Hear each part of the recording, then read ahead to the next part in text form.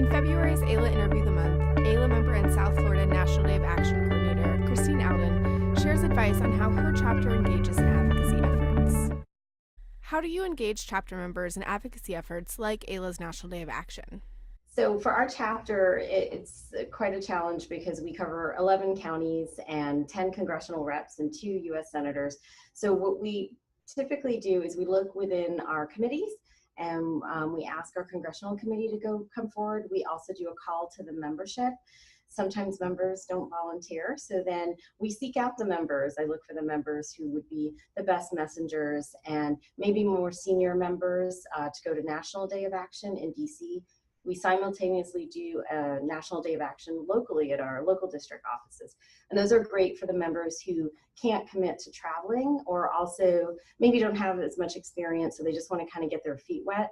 So we encourage them to do just local in our 11 different counties and also come to DC. And we've had good response. Last year we had 14 people at National Day of Action and 16 locally. We covered 4 counties, and this year, my goal is to cover more than the 4 counties. Every year, we want to grow a little bit more. What do you see as some of the challenges, and how have you worked to solve them? As the person who's the point person to lead our organization, South Florida chapter, into NDA, I take it really seriously, and I make sure that I'm very organized and make it easy for our members who participate. It's, I think, difficult to get members to come away from their desks and leave their cases and maybe travel for a few days to go to DC.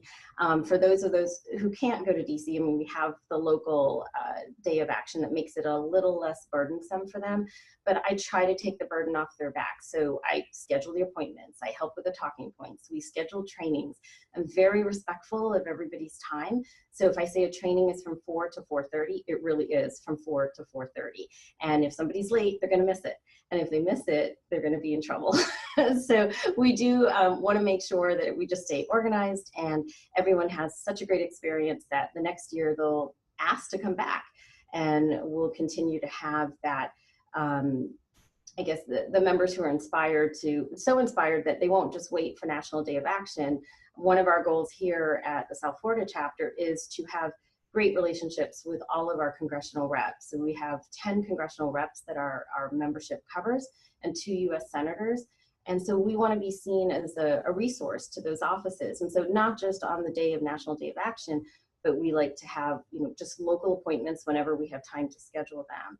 And so we want that kind of excitement, and we want people to realize that in these appointments, they really are making a difference, even though they might not change the mind completely of the person that they're meeting with or the rep they're meeting with.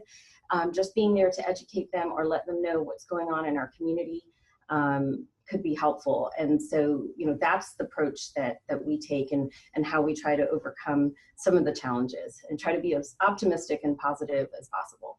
What advice do you have for other chapters as they prepare for future advocacy efforts?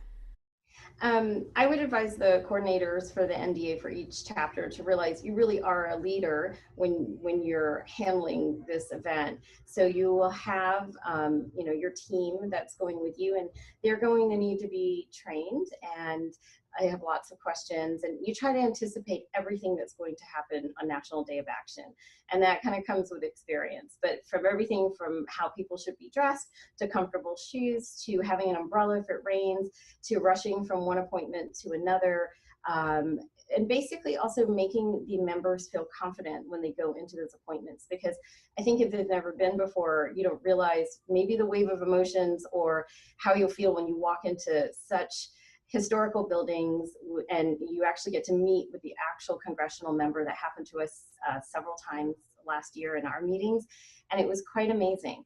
So, sometimes you focus so much on the talking points, but you also have to look at the practical points, and also so the members who are going with you feel comfortable not only lobbying in the meetings but with each other, and realize that they're away from home and may not know where they're going, and you're almost like I would say, I don't know if it's a concierge or a cruise director, you're just leading your team through, so everybody is having a great experience. They can continue to be professional throughout the day, and they don't get too stressed by having to run from one appointment to another.